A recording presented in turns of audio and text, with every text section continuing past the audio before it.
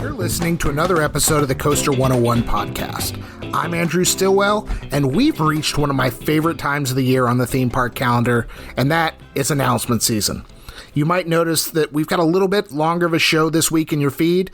It's for a good reason, though. On August 11th, a number of Cedar Fair parks released information on their plans for the 2023 season.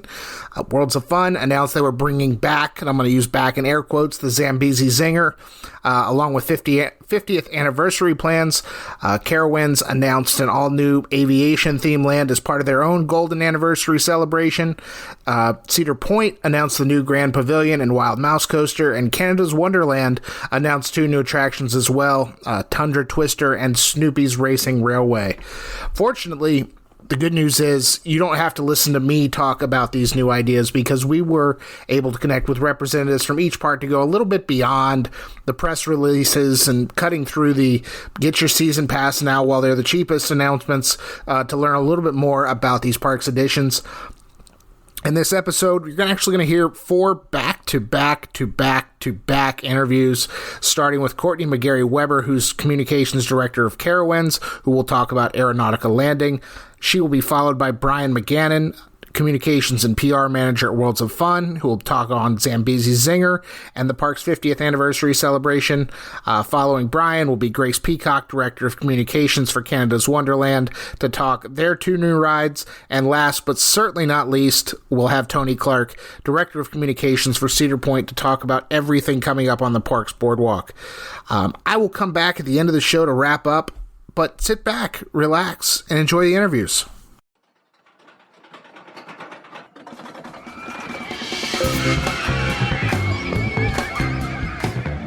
So first we're going to welcome in Courtney McGarry-Webber, who is the Director of Communications at Carowinds. Last week, Carowinds had a big announcement, and they are retheming part of the Crossroads area of the park to Aeronautica Landing. But Courtney, welcome to the Coaster101 podcast. We're excited to have you. So thank you so much for having me. I really do appreciate it. This is my first time joining you guys, and I'm excited. Yeah, it is your first time. I mean, I will say that the Carowinds, because it is my home park, is no stranger to the Coaster101 podcast. But, you know, you recently started at the park. I guess we'll get into it. How's your first season been? Like, what's it been kind of in your new role? Well, first and foremost, I definitely want to share that your podcast is one of the reasons that I fell in love with Carowinds. And I was listening to one of the podcasts and the history, and I was like, this is phenomenal. I got to be a part of it. I'm a longtime coaster enthusiast myself, longtime theme park enthusiast. I've always loved that theme parks give you a sense of nostalgia and something that you can enjoy, you know, no matter who you are, and that you can, kids can truly be kids. So far, my first season's going great. I came in at Winterfest, and so I am starting to officially, I haven't got my full year under my belt yet, but experiencing everything for the first time for sure. Absolutely. Well, as part of that first year, as I mentioned, you did get to kind of do a little bit of a teasing. You got a big announcement for the rethemed Aeronautica Landing. Let's talk how much Carowinds enjoys leaning into their history.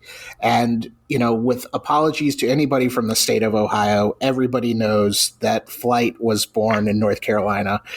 Can you talk a little bit about how this Aeronautica Landing kind of ties into the aviation history of North Carolina? For sure. And, you know, when I've been writing and crafting some of these press releases, because we have so much of Cedar Fair is based out of Ohio, I was like, are we going to say we're first in flight? Are we just going to lean on to the Aeronautica? But Carowinds, we are in the flight path of Charlotte Douglas. So we have some of that free theming going on all year round. You can always check out the airplanes going, overhead. And it's always cool to see an airplane going across like Fury or something like that, especially when you're on a lift hill. I think Aeronautica Landing is going back to the roots of, merging the two winds, of coming together with the South and North Carolina together. This Aeronautica Landing will have also, not only does it highlight the future, the past, and possibly the fantasy of flight, for sure. There is a part of Aeronautica Landing that is supposed to focus on Kitty Hawk, which is, where we believe First in Flight happened, as well as then you go to Hover and Dodge, which is more of the futuristic Jules Verne kind of feeling. So it goes all across the pathways. And I think as Carowinds has been developing more into a theme park from an amusement park, we've gone from Blue Ridge Junction, which is very heavily in the roots and culture of what, North and South Carolina is. And of course, Aeronautica Landing we're known for flight.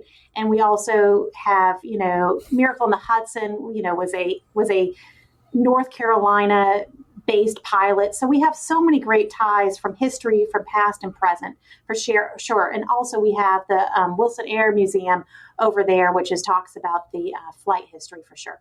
I love it. And you did kind of briefly touch on it, but this is Carowinds is in a recent state of, I'm going to call it a facelift for a lot of different areas of the park, even going back to 2017 with County Fair, Camp Snoopy the following year in 2018, and then Blue Ridge Junction, as you mentioned, in 2019.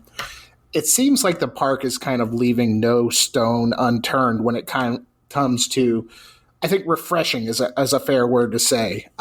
What is the park's vision on kind of the refreshing of these areas into something new, but kind of keeping a little bit of the same, but also adding some new attractions, new feel to it? For me, as I mentioned, the reason why I personally love theme parks is nostalgia. We all love nostalgia. We all love something that can bring us back to a part of our childhood or something we remember in the past. But we also have to give our guests these fresh, new, brand new opportunities. And we have to compete with other markets. There are so many different things that are happening all across the United States as well as the world in different theme parks that we have to compete, and we have to continue, leveling up each new level. And with Aeronautica Landing, it's also giving us those Insta-worthy spots that's so popular. We're also going to go into food and beverage and making sure our food and beverage is very social media worthy. These attractions are new.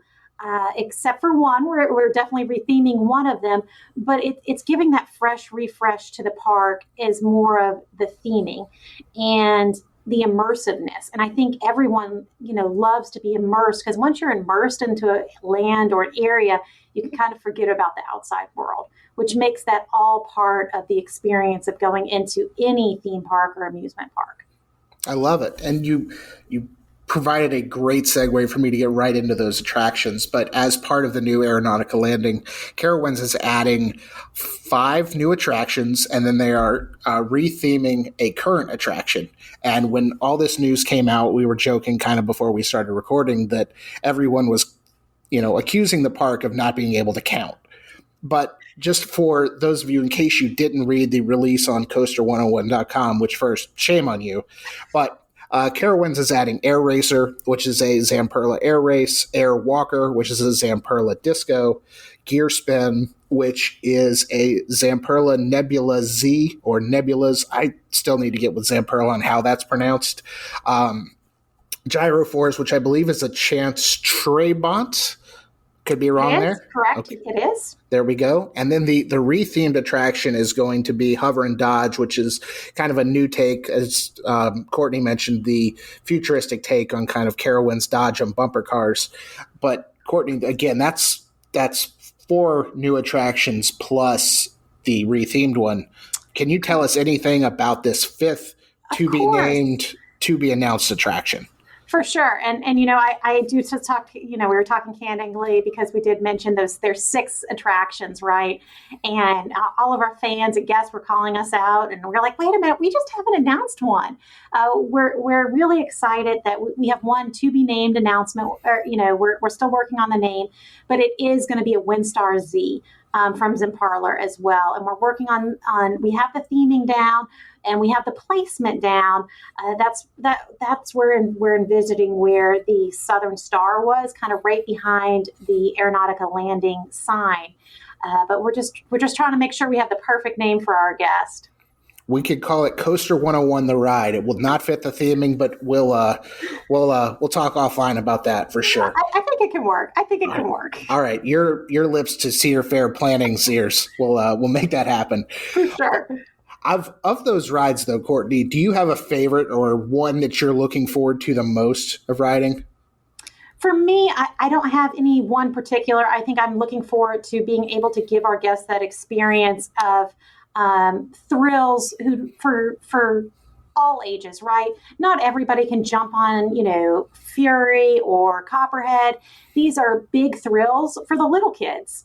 And I think that also for some people who might not like heights, it's just a different variety these flat rides are giving our guest for sure. That for all of the renderings look great. They all look like a blast. I'm just excited to be in the land itself and be immersed into the theming and being able to walk the runway for sure.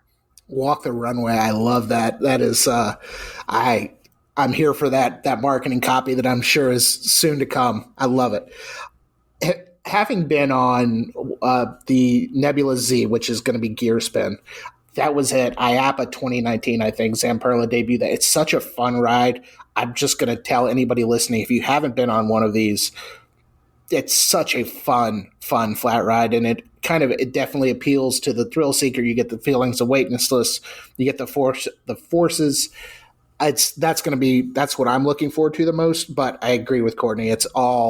The whole area is going to be just an outstanding addition and kind of refresh to an area that didn't really have a true identity. I'm just going to say, I think Crossroads is a pretty nebulous term, and you've got attractions, you've got a swing ride there's a swing ride, 100 yards away. And I'm excited for the facelift for sure. But as part of that whole overhaul, a recent trend in Cedar Fair and theme parks in general has been the food. And, the term signature dining experience is a term that's been thrown around at a couple of parks. And we'll talk about that with Tony from Cedar Point later on, because they're adding the Grand Pavilion.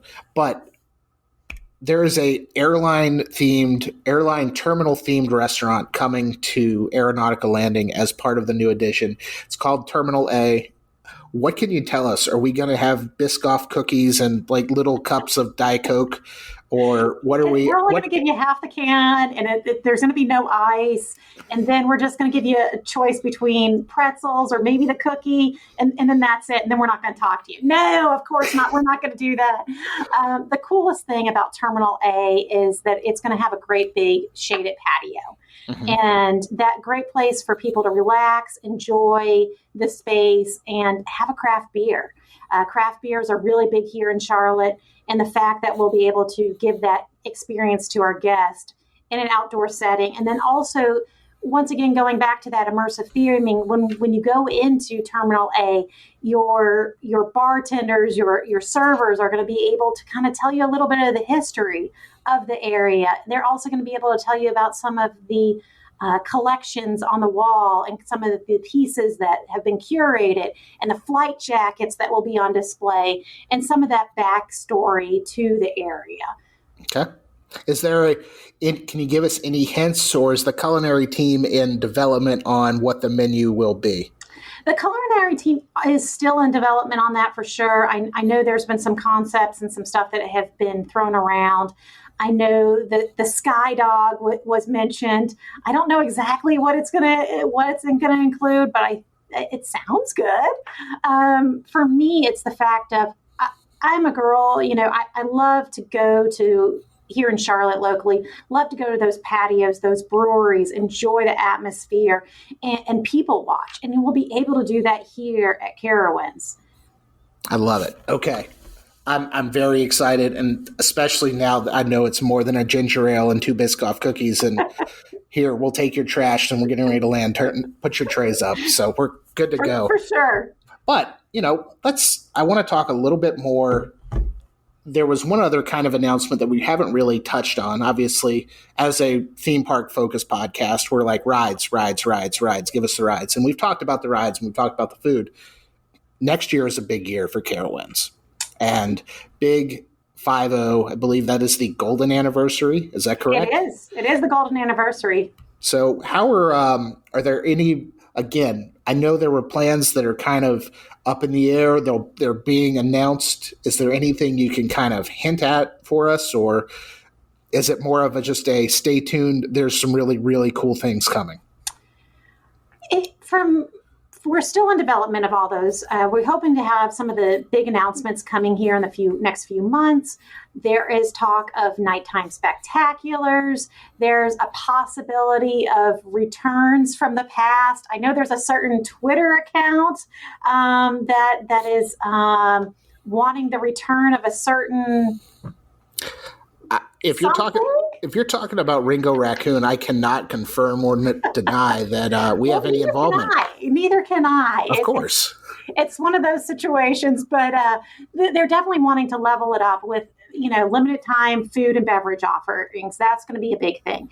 Then we're also going to have some sort of a nighttime spectacular. There's been a few different ideas, as well as bringing some of the nostalgia back from 50 years ago with the entertainment offerings. Some of the things that I've heard of really get me excited, and once again goes back to that nostalgia that I love so much of theme parks. Got it. And if I know Ryan, and he's a past guest of the podcast, if I know Ryan Allen like I think I do, it's going to be an amazing year live entertainment-wise with everything that's going on for sure. But not to put 2022 away, before we wrap this up, is there anything else you want to highlight for 2022, either as it relates to Carowinds or Winterfest or the rest of the season? Well, I think for us, as you mentioned, we have Carowinds returning, which is everyone's favorite. We have a big announcement coming back of something new and exciting, I'll just say it's a new haunted house. We're really excited about that. That's going to be debuting here at Carowinds, as well as then we have the Great Pumpkin Fest, which is returning. Then we go into Winterfest, and then we always encourage everyone to make sure that to get your best value for the buck for sure, and get a season pass. And now we not only do we have our gold pass, but we have a prestige pass, which includes like a VIP lounge, which is really nice, some upfront parking, some more exclusive benefits. And then we've also returned back the silver pass too. I love it. Well, Courtney, I really appreciate your time today. Looking forward to getting back to Carowinds, hopefully a couple of times this fall and winter. I can't go a season without going to Carowinds and Winterfest. So thank you so much for your time, and looking forward to aeronautical landing landing at Carowinds next spring. Thank you so much, and thank you for having me. I really appreciate it. Absolutely.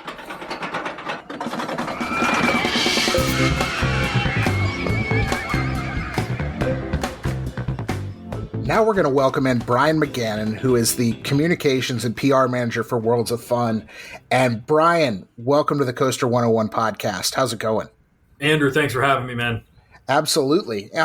You're kind of unique on this panel of interviews we've concocted for this episode because, there's a little bit of seniority here and there. We've talked to Tony, and we're talking to Grace Peacock with Canada's Wonderland. You're fairly new at your position in Worlds of Fun, right? Yeah, I literally started 3 weeks ago, and we announced Zinger in week 2 on the job. Yeah, so you're still drinking from a fire hose a little bit. Oh yeah, I mean, talk about a situation to come into a new job in an industry that you've never worked in. But knowing the Kansas City landscape, I was born and raised here. It helped out tremendously, knowing how big of a deal this announcement was going to be. So that was something that I felt comfortable in. And also we have a tremendous support staff within not just the park, but also in our parent company, Cedar Fair. Dwayne McMulkin, who is our corporate brand director, Gary Lee is our corporate brand manager. They were down here. We had an awesome boots on the ground staff with Rita Hanch, Emily Fountain, and a few other people here who just were tremendous in the onboarding process, and everything was ready to go. It was more like we're not throwing you into the fire. We're going to get you up to speed. You're going to run alongside with us, and whenever you're ready, jump in. And that's really what it was for the first 2 weeks. There was no real corporate onboarding. It was, we're focused on Zinger and Zinger only right now. We'll do the paperwork and the red tape down the line, but to jump into a job like that and what turned out to be a national and international story was wild. I love it. And you did mention you're a Kansas City local, and even though you're new to the industry, you're not necessarily new to Worlds of Fun. What's your history with the park? Well, I mean, I grew up going to the park. Zambezi Zinger and Orient Express were the first roller coasters that I went on. Grew up coming here. I told you before we started recording about this is kind of a redemption story for me. In 8th grade, my graduation present was a trip to Worlds of Fun with my classmates, and I woke up that morning with 102-degree fever and couldn't go on the field trip and was just devastated. So here we are, decades later, with the redemption. I love it. Well, you again grew up. You've ridden the original Zambezi Zinger. What does it mean to you that the park that you now are a part of is bringing? We're going to use bringing back in air quotes because it's kind of like Zambezi Zinger for a new generation. But what does that mean to you to kind of be able to bring that back to Kansas City, which by all accounts is a city that is steeped in tradition, very proud of its heritage, very proud of where it came from. What does that mean to you? Well, I mean, I was born and raised here, and so I spent some time in Texas and Washington, D.C., but for the most part, this place is so civic pride in Kansas City. There's a joke that everyone here dresses like they're a tourist in their own town. People are wearing Kansas City shirts, Chiefs shirts, Royal shirts, Missouri shirts, KU shirts. People love Kansas City. And, I knew the weight of Zambezi Zinger was going to be tremendous. I knew it was going to be a huge announcement. And I think that was really something that I was able to hammer home because I'm a little bit older than the staff that we have on hand here. And I could tell them, I know this closed in 1997, but this is a premier brand in Kansas City. Zambezi Zinger and Orient Express were premier roller coasters, not just at Worlds of Fun, but in the Midwest. They were one-of-a-kind designs, the Schwarzkopf design and the Aero roller coasters. You couldn't really find the Busch Gardens was really the only other theme park that had interlocking loops. And I think Whizzer was the sister roller coaster of Zambezi Zinger in Chicago. And so they were super unique to Kansas City, and they were extremely beloved. And I've been kind of making the joke in passing saying that the two biggest brands in Kansas City right now are Patrick Mahomes and Zambezi Zinger. And so that's really what it's felt like. The media response was absurd. I've never been a part of a story launch that big, and I've never seen local media outpouring an interest like that. We were top billing for 24 hours, and it was just crazy. And it just goes to show you how thirsty people were for nostalgia, especially when it comes to Worlds of Fun. Yeah, we were talking a little bit offline, offline, and you mentioned this was probably the biggest announcement in the park in 25 years. And, the park hasn't had a new roller coaster in, 13, 14 years. So No.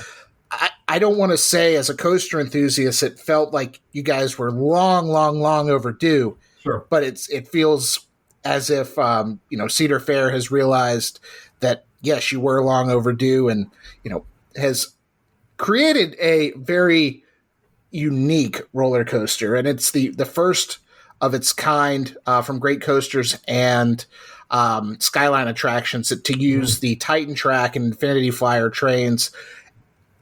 Okay, I gotta know, what was the local feedback on this spiral lift hill, which is a very unique element, especially for a wooden coaster. Again, you don't really see it except for the Schwarzkopfs.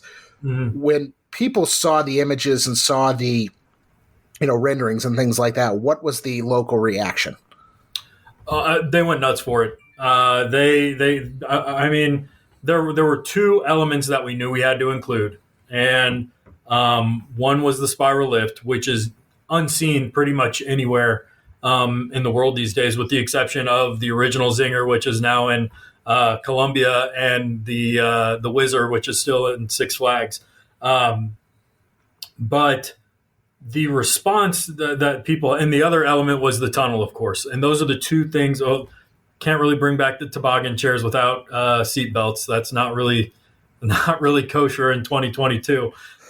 So we obviously had to bring those two elements back. And it's kind of funny that, the original, the rendering does not have the tunnel in it. And we really lobbied hard for that tunnel to return. We really, really worked with GCI and with Cedar Fair to say, this is one. We can't just add a spiral lift hill to a roller coaster and call it the Zambezi Zinger. We really have to stay true to the original, and those are the two elements that people are going to want. And so when people saw that those two elements were going to be incorporated, we felt comfortable in tagging it with that iconic brand because it features those iconic elements. And so that was really what we wanted to do, was pay tribute to this legendary roller coaster that, was just unfortunately just kind of aged out of the park. And, anyone who came to Worlds of Fun in the mid to late 90s knew that, there was a pretty good chance that ride was going to be down for maintenance if you came to the park. So this one is world-class, top of the line, state of the art. The fact that we're using never before used technology with the Titan Track lift hill, with the tunnel, a spiral lift on a wooden roller coaster has never been done before, at least not that I know of. Right.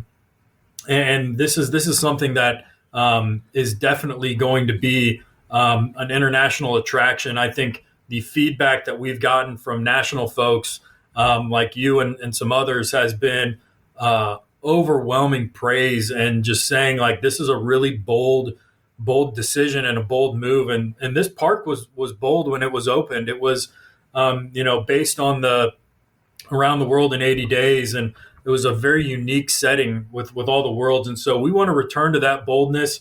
We want to return to that true theming of the park, which is a trip around the world. And this roller coaster really, really is going to put a lot of eyes on us. We are center stage in the Cedar Fair family and in pretty much all of the theme parks in the country right now. It's super exciting. Yeah. And you mentioned, Worlds of Fun is around the world in 80 days, but I feel like with the addition of Zambezi Zinger, you're going to get guests from around the world who probably visit the park in its first 80 days of next season to get a ride on this thing for sure. Oh, yeah. Well, Kansas City is going to be host to some real, true global events in the next 4 years, with the NFL draft next year and then the World Cup in 2026. And I'm getting goosebumps right now just talking about it. When I grew up in Kansas City, it was a cow town. And not to say that, as an insult. It was just, we were a Midwestern city, medium-sized city. We had the Royals, we had the Chiefs, and we had Worlds of Fun. And those were the three big league attractions in the city, really. And, the fact that we're going to get to showcase this park, and we've received this massive investment from Cedar Fair, because it's not just the roller coaster. We're getting an entirely new storyline installed in the park. We're getting brand new theming. There's going to be plenty going on outside of the roller coaster for people to stay busy with. But in terms of Kansas City, this really is us matching the trajectory of our city. And the fact that we are going to be welcoming potentially millions of people into our city over the next few years who've never been here, who've never heard of Kansas City outside of Patrick Mahomes and barbecue. This is really going to be a big attraction for people in the coming years. And we want to give this, the overwhelming sentiment when I got here was they were saying, this is not just us getting something from Cedar Fair. We are giving this back to the city of Kansas City for our 50th anniversary. A park making it to 50 years is a big deal. And we're all in on that. Cedar Fair is all in on that. They have recognized Kansas City as a major global city moving forward. I love it. And you mentioned the 50th anniversary. Is there anything you can touch on? I know plans are kind of still in the works for the 50th anniversary, but is there anything special you can either hint at or that we can look forward to next year? Sure.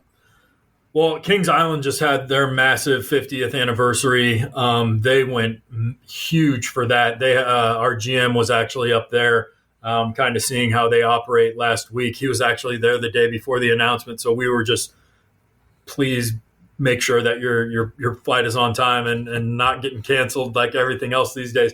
But we really, really are going big for the 50th anniversary. We're doing 50 Nights of Fire, which is it's not similar to Grand Carnival, but it's in the similar vein where it's going to be just 50 nights through the summer, all in a row, where we're going to have fireworks, live music, tributes to the 70s, 80s, 90s, 2000s, and 2010s, and the future and beyond. And so it's going to be a big-time celebration. We're inviting everybody in Kansas City and the region and from around the world to come to this place that's really going to be reintroduced into the world because people have said for a long time, this is just an underrated park, and I don't want to say forgotten about, but a super underrated park that has really great theming that's a lot bigger than people realize, just because we only had a handful of roller coasters forever. But this is a tremendous park. I was out walking the park today and with our brand manager, Rita, and we were just talking back and forth. I was like, the park looks incredible right now. Like we're full speed ahead. Everything looks fresh. The landscaping has done an incredible job. We've gotten some tremendous human capital is what we're calling it now. Some tremendous employees from around Cedar Fair our executive chef has been with Cedar Fair for almost 2 decades. And, our food and beverage staff and our landscaping staff, everybody's going big. This is going to be a real unique event. It's going to be a celebration of Worlds of Fun. It's going to be world class. It will be something that you will not want to miss if you are within a drive of Kansas City, if you live in Kansas City, or if you can hop on a flight here and spend a weekend here with us. It's going to be a true world class event. I love it, and I don't want to push 2022 away too much. Not ready to put a bow on the year yet, because I've been to Worlds of Fun during Haunt, and I know the park takes a lot of pride in its Halloween event. Is there anything, I know there's announcements coming, what are you looking forward to most about Halloween Haunt at Worlds of Fun? Well, like I said, we were walking through the park today, and they're already putting the decorations up and getting things ready to go. The scare houses and scare zones are coming together, and the amount of work that goes into these things is mind-blowing. The attention to detail. We walked into one of the exhibits, and they're literally building like from scratch with hand saws and everything else, like a spiral staircase, and truly handcrafted like banisters. And it's just, it's amazing what goes into it. But we have this, some new attractions. Alice in Wonderland is one of them, which is a twisted take on Alice in Wonderland, kind of a murderous twist on a child's tale. So it's definitely, we were in our meeting about that, and they're like, everyone, it's kind of a family event, but Worlds of Fun, you guys get to be more edgy, more scary, more terrifying, because we do it big, and we're about to hire, I think it's 500 people for Halloween Haunt, which is just a tremendous undertaking. Our recruiting staff and human resources people have their hands full, but we certainly are looking forward to that. We do it big every year, and this is going to be one of the premier Halloween attractions in the Midwest. I love it. Brian, I really appreciate you hopping on with us today, and best of luck with that fire hose going forward. You go from Zambezi Zinger to Haunt right into 50th anniversary. It's going to be a busy few weeks and months to be Brian McGannon, but thank you so much for joining the Coaster 101 podcast, and look forward to talking to you again in the future. Thanks, Andrew. Anytime.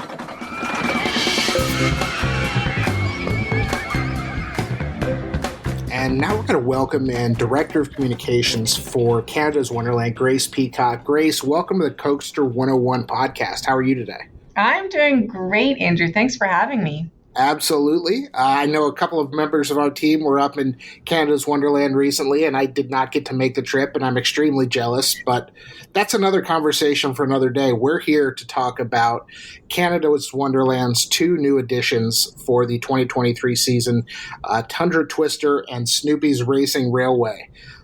First of all, let's jump right in. What does it mean for you to open not 1 but 2 new attractions next year? Well, it allows us to sort of bring something new to 2 different audiences, and I think that's always key for us in offering a diverse range of attractions here at the park. Being Canada's premier amusement park and being in Canada where diversity is, something that we're very proud of. It's like we want to reflect that in everything that we do. Plus, it keeps things interesting. We've got rides that kids can start off on, that their families can enjoy with them. But then, for the teenagers, we've got something else for them. For the people who are the more seasoned thrill seekers, we're just looking to offer something for everyone. I like it. And we'll start with, one of those thrilling attractions, which is the first of its kind, Tundra Twister, which is an avalanche model from Mondial, however you pronounce it.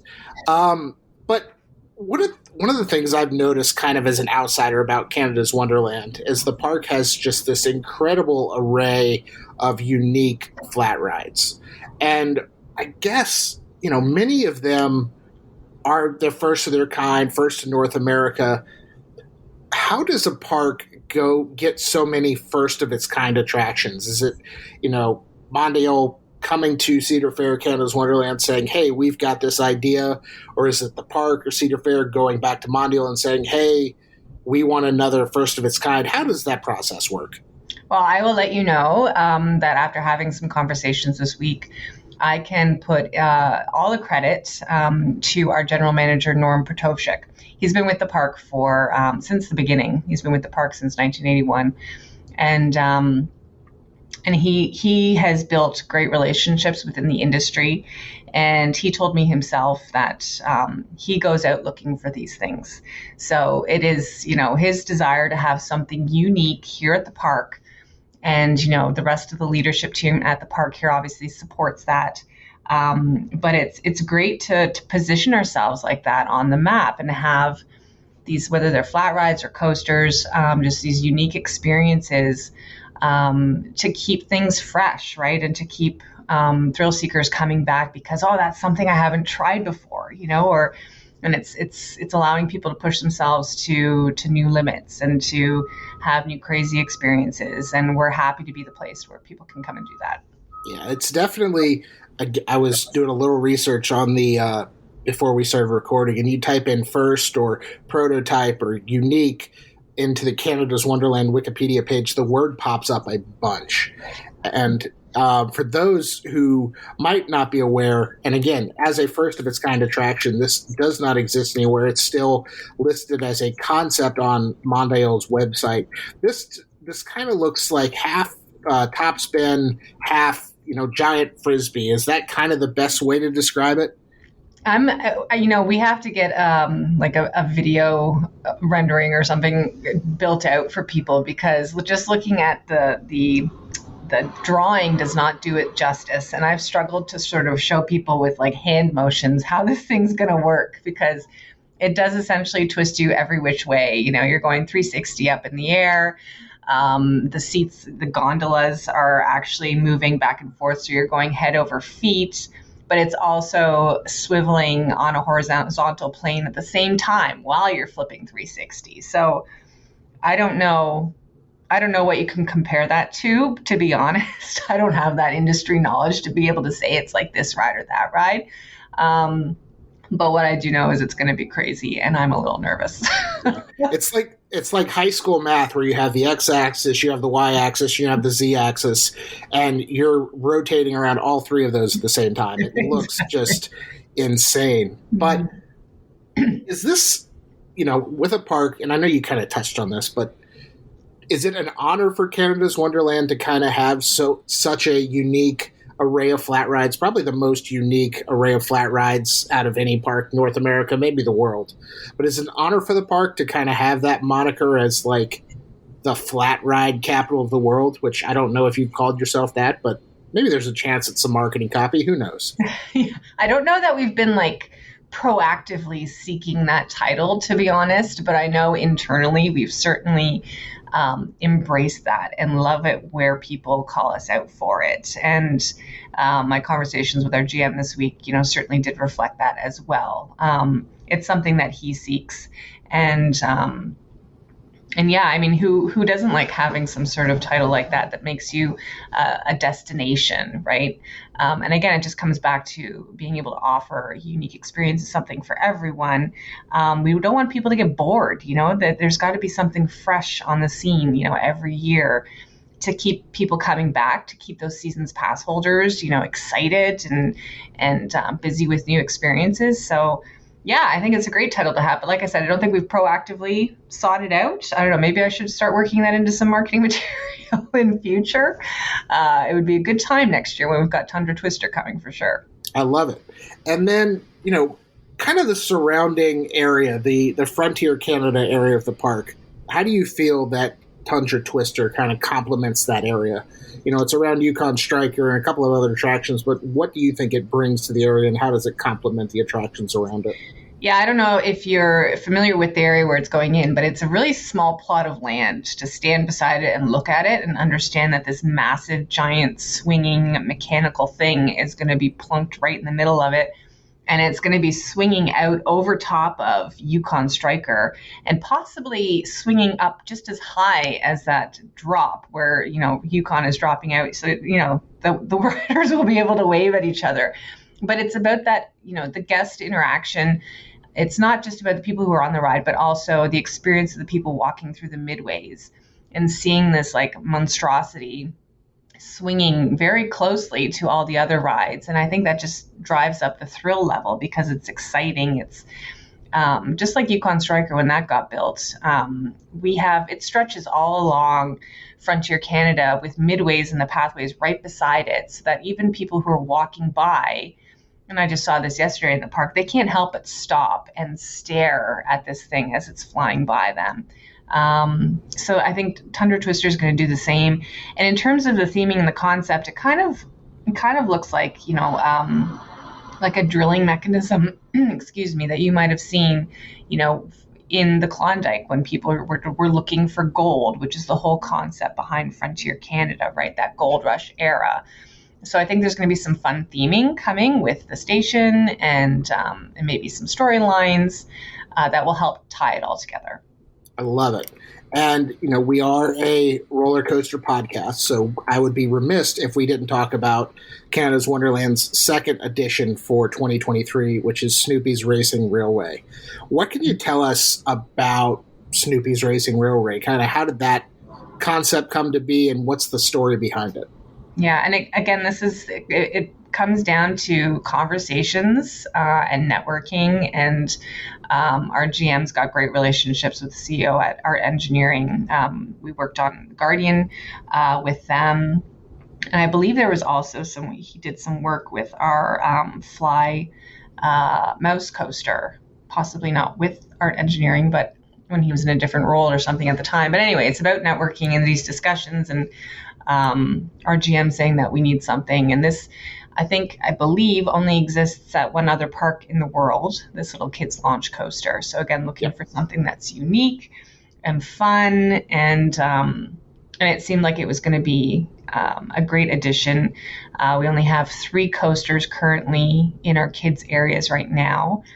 You say only, like that's like some crazy thing. Like, well, I have boys who are 6 and 10 right now and are just growing up and moving on out of the kids area. So I've always been eager for them to step up and get to the big rides because, mom wants some ride partners. But this wasn't as exciting because I think the 6-year-old will really still love getting onto this one. And it's like one of those bridge coasters between, Ghoster Coaster and Taxi Jam, between getting onto the big ones. So It'll be great for the little thrill seekers in training, I think, and we're going to have some fun theming. And it's the plot of land where it's going. There's lots of room to work with as well. So I think families will love it. I'm very excited, and again, I'm not the target demographic as, a childless adult in his 30s, but I am a coaster enthusiast, so when I go to Canada's Wonderland for the first time, I'm absolutely going to seek this out because, a kid's launch coaster is not something you see every day for sure. Mm-hmm. But maybe more importantly, maybe not, I don't know. It gives Canada's Wonderland its 18th roller coaster, which is more than any other park in the world except 2. And can you talk a little bit about kind of what that means to Canada's Wonderland, what that means to you being able to, market and communicate the fact that you've got more roller coasters than 99% of amusement parks in the world? Yeah, I don't think that's a title, again, that we were seeking to claim. I don't think we're proactively involved in a race to the top or anything, but the goal's always been to provide, the best diverse range of attractions here in the park. That goes for roller coasters. And I think just in accumulating these great rides over the years, we've just found ourselves at this place. And again, it's something that we wholly embrace, but that we haven't necessarily gone shouting from the rooftops. Maybe that should change. But again, it's just great to be able to offer that to our guests and know that they've got the variety of options here at the park. Perfect. I love it. Well, again, you mentioned the tag, Canada's premier theme park. Is that right? That's right. So not to put a bow on 2022 yet, we've still got some months left in the year, but is there anything going on at Canada's Wonderland the rest of the season, be it Halloween, be it Winterfest, anything you want to talk about before we shut this interview down? Yeah, well, we're deep in the planning stages, getting Halloween Haunt off the ground, actually, already. And we'll be having some announcements coming maybe in 2 weeks about the attractions that we're going to have for our Haunt program this year. Also Camp Spooky, so the daytime program for the kids. And then Winterfest is coming back mid-November through to the end of December. And really, I mean, this is the first comeback year for us since COVID. So this year, it's been a celebration of just the return of everything, because we weren't open in 2020. Last year, we opened late, and we had all these restrictions on us, and we couldn't get our entertainment or our programming back in. For Haunt, we weren't allowed to have mazes, so mazes are returning this year, which is a big thing. So I think it's really just, celebrating that we're able to bring all that back for our guests, and really also celebrating the fact that we're sort of a 4 seasons park too, because Winterfest only just debuted in 2019, and there's still a lot of people who haven't experienced that, and it is just a gorgeous event, such an immersive holiday festival. Just, the park is decked out with millions of Christmas lights. We have skating on the rink in front of the mountain. It's something not to be missed. So we're just looking forward to get back to our regular program for Haunt and for Winterfest. And that's what we're celebrating right now. I love it. Well, Grace, again, congratulations on 2 great announcements. I know 2022, as you say, the return to normalcy with Halloween Haunt and Winterfest is going to be exciting, but we're thrilled that the park is investing, getting some new capital as well, some new shiny toys to show off to everybody up there in the Toronto area. But Grace, thank you so much for your time, and I really appreciate it. Yeah, great. Thanks, Andrew. Hopefully we'll see you at the park soon. Absolutely.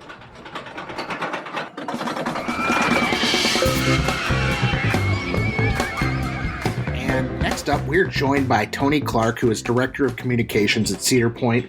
As part of Cedar Fair's kind of big announcement date, the park announced a new boardwalk area, some new family attractions, and a new roller coaster. But Tony, welcome to the Coaster101 podcast. Pleasure to have you. Thanks for having me on. I appreciate it. Absolutely. Well, let's get right into it, and we're going to start with the Grand Pavilion. Obviously, Cedar Point has been leaning into its history a lot in recent years with the 150th anniversary celebration that, because circumstances what they were, the 150th celebration took 2 years to celebrate because it was just that big.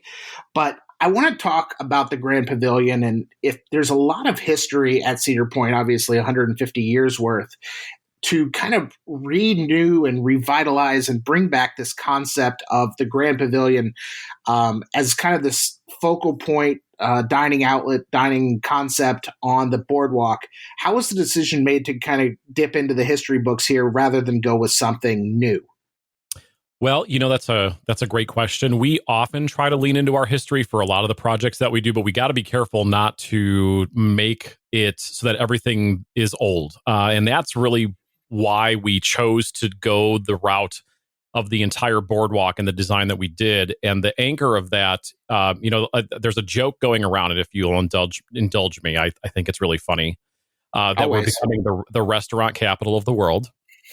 And I am super proud of that distinction, because that means that our culinary team is doing a great job. And so we get to expand our culinary offerings. But in all seriousness, there are more rides than restaurants, just so you know.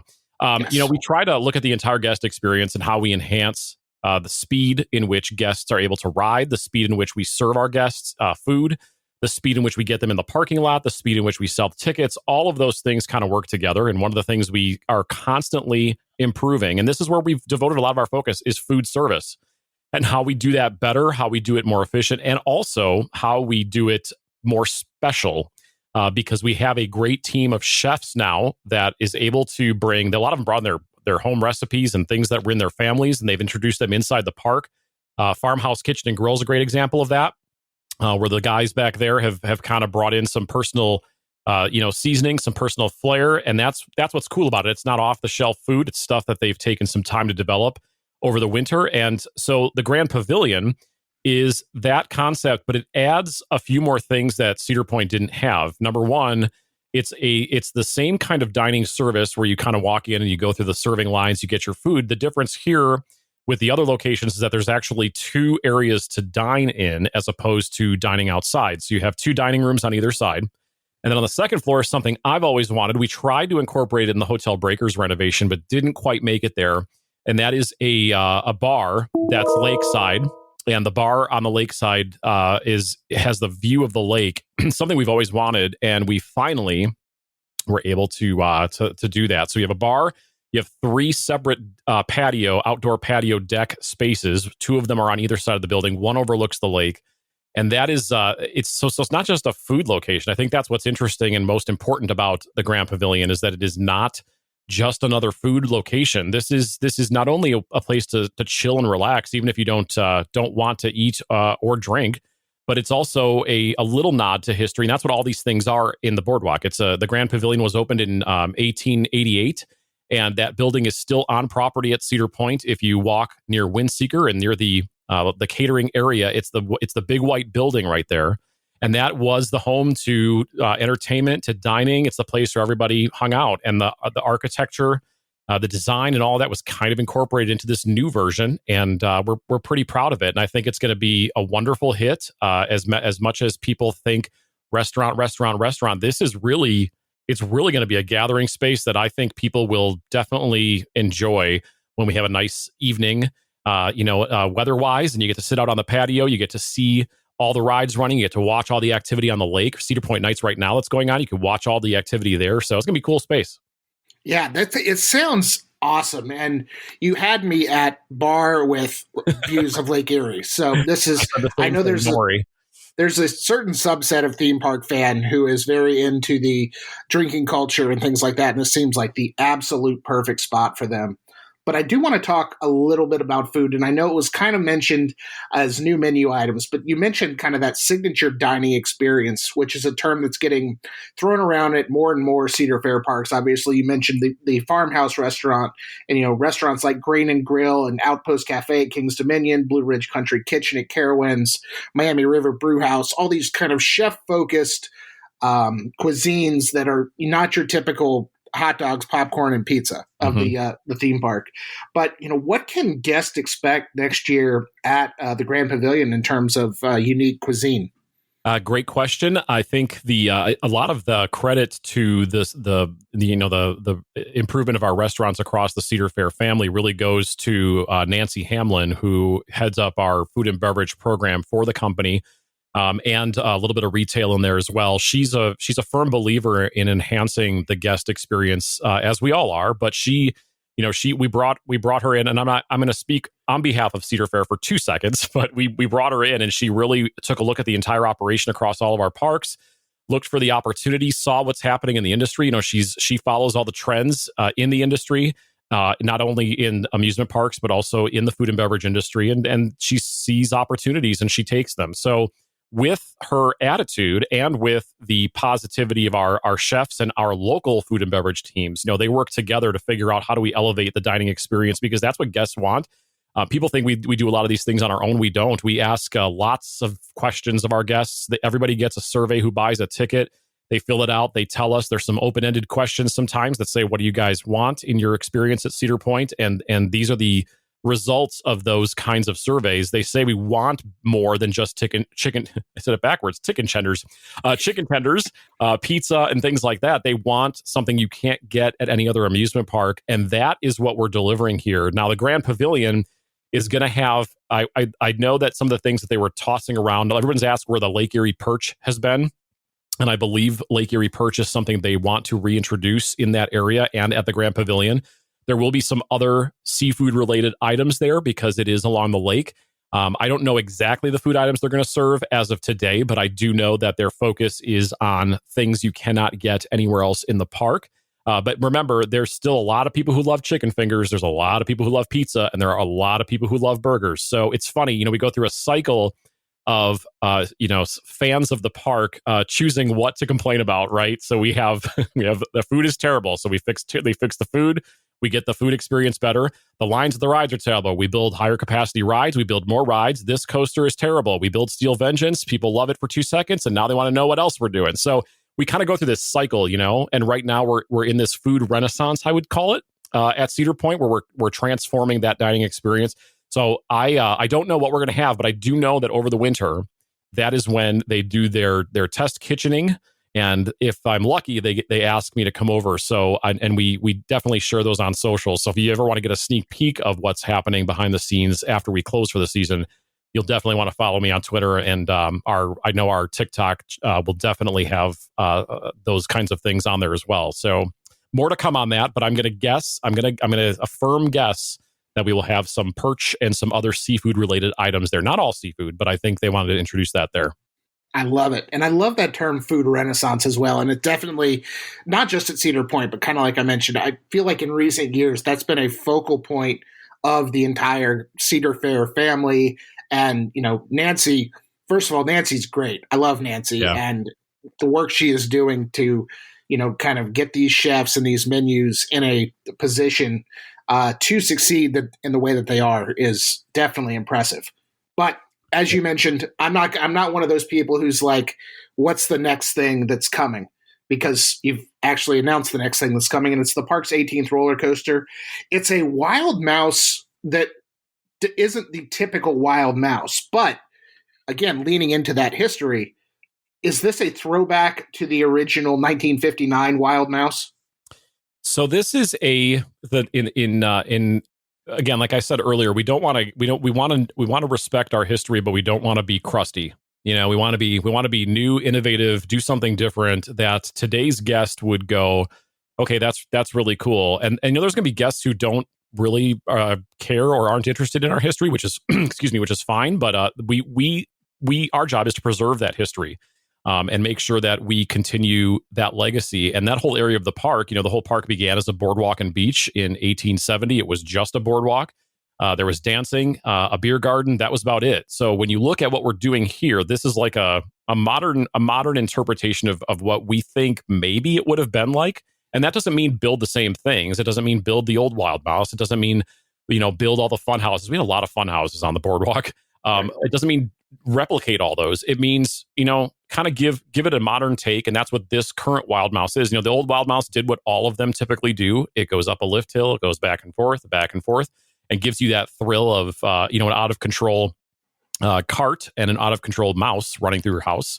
But this one now is the spinning type from Zamperla. It spins 360 degrees. So it is going to have some Wild Mouse elements, but it's also going to have this modern dynamic of spinning 360 degrees that's going to make the ride thrilling, especially depending on how many people are in the car at a time. So it's using the same name, which is the only real historical nod to it. Everything else about it is completely different, and that's same thing with the Grand Pavilion. It's the same name, but it isn't the exact same space as it was in 1888. It is definitely a completely new interpretation of it, and that's what this coaster is. And it's fun. We built the Grand Pavilion. We could have just done that and called it a day. But we added a roller coaster. We're moving rides, those kinds of things. All of that works together. So there's something for coaster enthusiasts. There's something for families. There's something for food aficionados. There's something for people who just love to walk the park and enjoy the environment. And that's really what this whole project is. That's why I'm so excited about it. I know there's not one huge element. There's not an 800-foot tall roller coaster. And as those who follow the business should know, and if they don't, shame on you, we cannot build them every year. That's just not how business works. But this is an improvement of that area of the park that kind of got neglected. It's one of the areas we wanted to take care of and change. And this is that opportunity. I love it. And I'm 100% with you. Coaster enthusiasts and those who don't follow the industry as closely need to realize that larger capital investments like roller coasters, et cetera, they're not an every year thing. So, there needs to be improvements in infrastructure and family entertainment. And everybody is, your coaster enthusiasts are not your primary market. I think the release was kind of led with more family fun, which I 100% am seeing here. And I personally appreciate. Oh, we love our enthusiast friends, like right. 150%. You should. I like to, I'm the snarky guy who kind of understands that because I'm a coaster enthusiast myself. I love the industry and I'm a big park fan, which is why I'm so sassy back and forth with people who make funny comments like that. But it is still at the end of the day, and I hate that phrase, but I'll use it. At the end of the day, it is still a business, and we really have to make sure that we have something for everybody. And that's the goal, is to get people to come to our area, stay for several days. And in order to do that, we have to kind of take our time, enhancing different areas of the park and enhancing different parts of the park and adding elements that are not maybe as exciting as a Steel Vengeance. We're not going to get a Steel Vengeance every year, and we should all just kind of let that be. It's just the way it is. I wish there was a giant Cedar Fair sack of money that we could all just dip into and, make it rain everywhere and buy whatever we wanted. But that's not how the business works. They got to look for ways that are, we want returns on our investments. We want to please our guests and make sure that there's something for everyone. But we also have unit holders to answer to as well. We're a publicly traded company. So, there's a lot of factors that go into how we choose what we build. And the fact that we even got a roller coaster, to me, that was icing on the cake. I was all excited about the Grand Pavilion because I saw, the bar, the patio, the dining area, the lakeside environment. But I'm like, ooh, a coaster. When they told me that, I was like, that is perfect. And then they told me about the other stuff, and I was like, that's even better. So exactly. It's all good stuff. More things for you to talk about for sure. But yeah. I want to touch on real quick. It's a pretty unique theme for this Wild Mouse coaster. And you mentioned Cedar Point was having some rides improvements, some food improvements. And I feel like the Wild Mouse actually has a food element to it. There's 6 mouse themed cars and 1 cheese themed car. Yes. How did that theme come about for Cedar Point? That's funny. We now have as our company changes, we do have a specially dedicated storytelling team that they do their concepts. They've worked with not only us at Cedar Point but also Zamperla to figure out how we were going to make this different and special. And I don't want to give it there's something that's going to be on the ride that's not in the artwork that coaster fans, I think, will, if they notice it, they will be very excited about it and go, oh, that's cool. But we talk through with Zamperla, what can we do different on this ride? Well, we could have just built 7 spinning cars that all look the same or were different colors, but no, we went with 6 that are mice, and then there's 1 cheese car, and the whole it's a mouse chasing the cheese kind of thing. And when you think about it, the cars going along the track is kind of like that. One's following the other. They're all looking for the cheese, and it's pure chaos. And Zamperla has been great too. We have we've known those guys for a very long time. And I'll say, IAAPA, the big convention down in Orlando every year, that's typically the trade show where our team goes down, does some shopping. That's where they take the giant sack of Cedar Fair money and they talk with manufacturers and they meet with them. And the manufacturers tell us, hey, we can do this, this, and this. And I believe this is their first twister spinning coaster.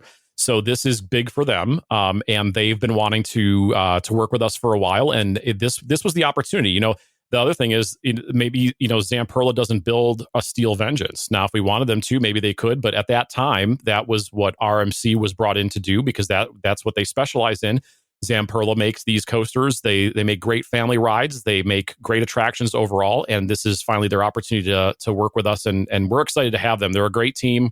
They're passionate about the business. They're passionate about making sure everyone has a great time. They know that the pressure's high at Cedar Point, so they're gonna put in something fantastic, and I'm super excited. And if you get the cheese car, I joke about it. It's I wish there was something. Maybe there is something we will figure out over the winter of what we give riders who get the cheese car, but you just get the glory of saying I was on the cheese car. So you can post it on Facebook or wherever you'd like, and just say you got it. Hooray! Hashtag cheese car. Hashtag cheese car. And if that's the only car on the track, the cheese does stand alone. Sorry, wait a minute. You gave me an idea. It was a cheesy joke. Yeah, but you gave me an idea. I'm very Gouda for the cheesy puns. Anyway, we're gonna move on.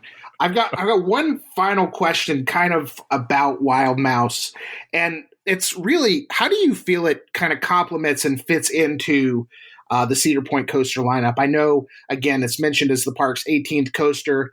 A lot of people consider Cedar Point as kind of a thrilling park, but do you kind of feel like this is maybe that next step up for the younger enthusiast who may be too, I'm going to use air quotes here, big for a Wilderness Run or Woodstock Express, but not quite ready for some of those more intense thrill rides?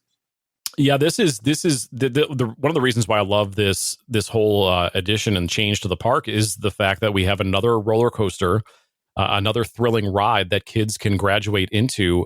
We have those great smaller coasters, but then it's like you jump to Blue Streak, and for some kids that's just too much, and they don't want to ride Blue Streak yet. So this will be a very nice in between. And on top of that, the way that you actually sit together is unique, right? You can sit four across, and it's almost like a tilt-a-whirl car is really the seating arrangement.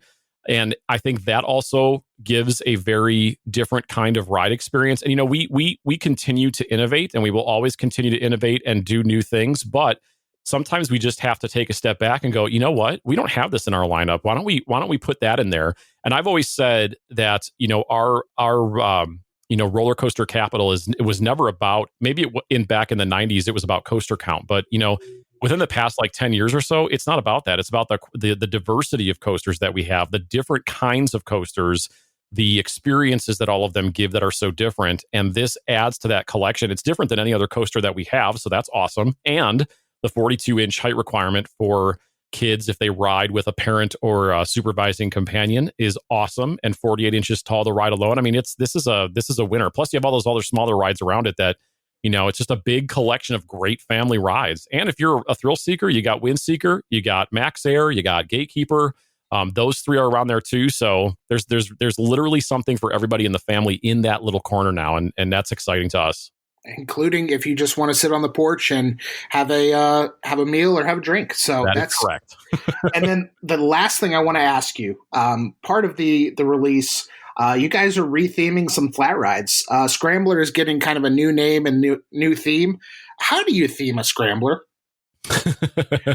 Well, you give it paint, you give it lights, you give it other accoutrements, and you rename it. So, that storytelling team did work a lot on that. And we could have just moved it and just said, hey, this is Scrambler. It's just over here now.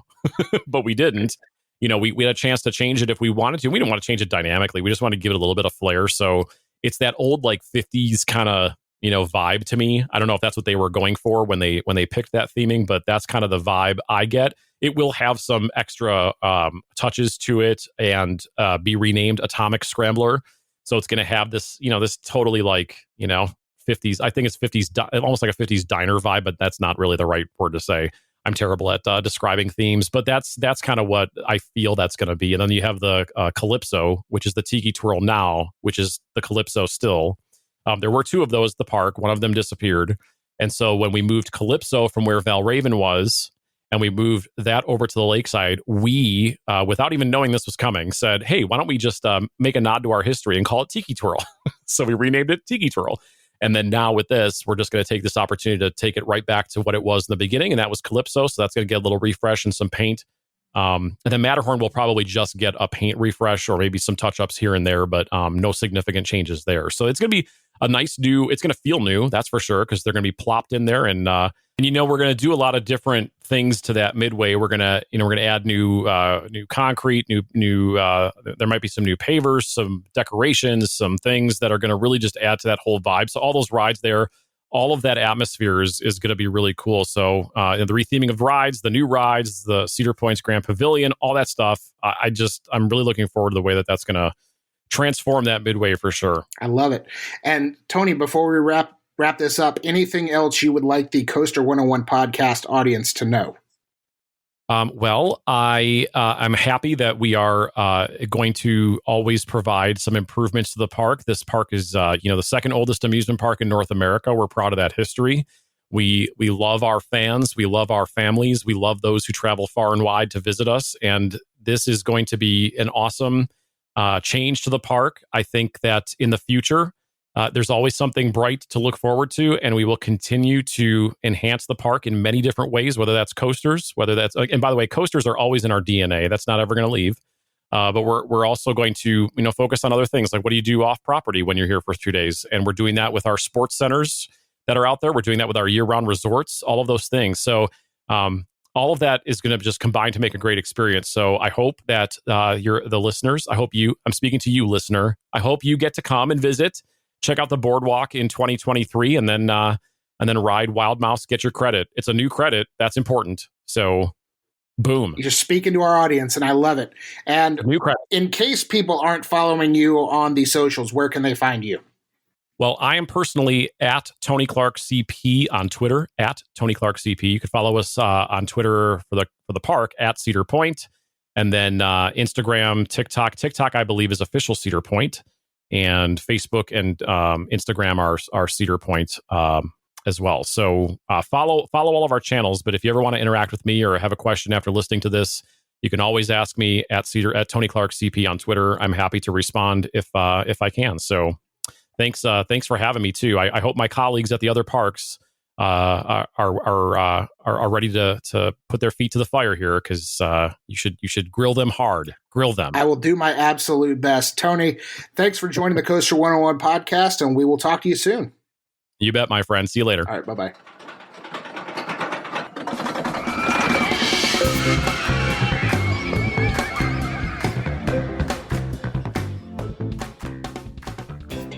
I told you I'd be back. 2023 definitely shaping up to be an amazing year at Cedar Fair parks around the country. And a huge thank you again to Courtney, Brian, Grace, and Tony for coming on and joining us on the Coaster 101 podcast. Make sure you're following Carowinds, Worlds of Fun, Canada's Wonderland, and Cedar Point on all of the social medias. But that is going to do it for this week's episode of the Coaster 101 podcast. After you follow those parks on social media, make sure you follow us at Coaster 101 anywhere you consume the platform. So Facebook, Twitter, Instagram, TikTok, YouTube, anywhere there's social media and there's people talking about roller coasters, you're likely to find us. We're also on the World Wide Web at coaster101.com. We've gotten articles written about all of these new additions coming to the parks, as well as just some other great content about these parks and other parks in general, so be sure to go check that out. If you're listening and you're in the sound of my voice, make sure you're heading to iTunes, Spotify, or anywhere else you can rate podcast and give us a 5-star review, write a review, give us a rating. It really helps people find the show, and the more people who listen, the better chance we have of getting great guests like Courtney, Brian, Grace, and Tony. Thanks, as always, to Justin Mabry of JM Music Design for our theme music, and we will talk to y'all again soon. See ya.